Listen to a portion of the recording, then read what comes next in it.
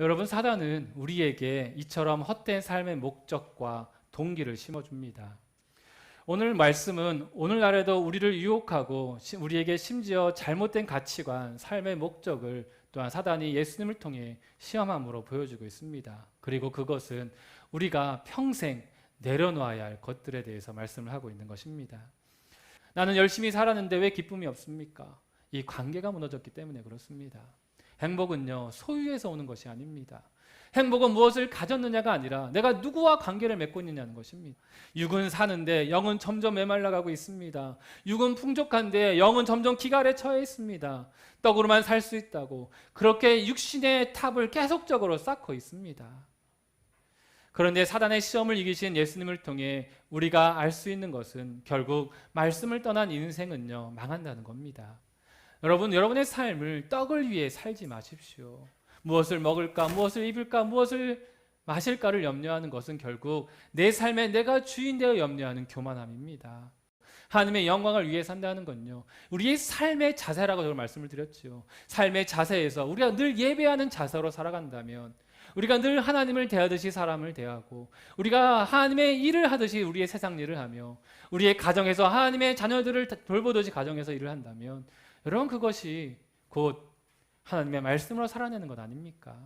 여러분이 화를 내고 싸움을 다툼이 있고 하는 것은요, 결국엔요, 무엇을 먹을까, 입을까, 마실까 때문에 그렇습니다. 하지만 그 안에 하나님의 사랑이 있고 그 안에 하나님의 말씀이 있다면요, 여러분 넉넉히 행복하게 살아낼 수 있습니다. 그런데 예수님께서 하나님의 아들이심을 증명했던 곳이 어디였습니까? 높은 곳이 아니었습니다. 낮은 곳, 아픈 자들, 병든 자들 곁에서, 그리고 죄인들 곁에서 예수님은 하나님의 아들이심을 증명해 가셨습니다. 여러분, 이 사소한 일에서 하나님을 찾으십시오. 높은 곳에서 하나님 어떻게 나를 인도하시나 한번 보여주십시오가 아니라 우리의 삶의 작은 일에서, 사소한 것에서 인도하시는 하나님을 경험하기로 합니다.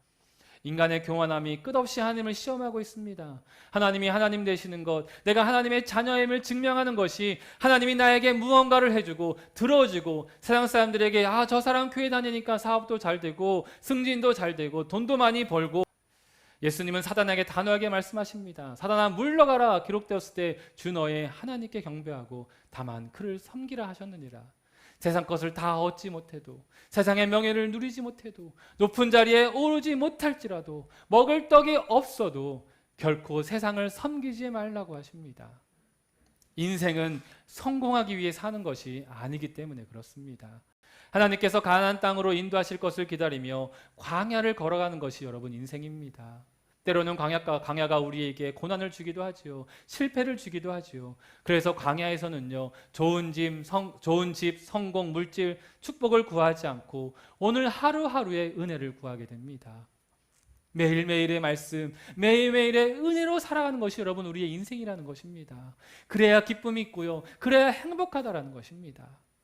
광야에서 매일매일 주시는 그 은혜, 그 만남만으로도 감사할 수 있는 삶, 그 광야에서 머무를 수 있는 장막을 주신 것만으로도 감사하는 삶, 여러분 로뎀나무 그늘만 있어도 감사하는 삶, 광야에선 하루하루 살아가는 것만으로도 감사합니다. 여러분, 이 감사함이 여러분 가운데 있기를 원합니다. 믿음은 세상의 풍족함을 내려놓고 말씀을 붙드는 것, 높은 자리가 아니라 낮은 자리에서 섬기는 것, 세상 것 때문에 하나님을 섬기는 것이 아니라 하나님으로 인하여서 세상 것을 능히 내려놓을 수 있는 믿음, 여러분 그것이 믿음입니다. 내려놓아야 할 것들을 내려놓으십시오. 그리고 붙들어야 할 것들을 붙들어야 합니다.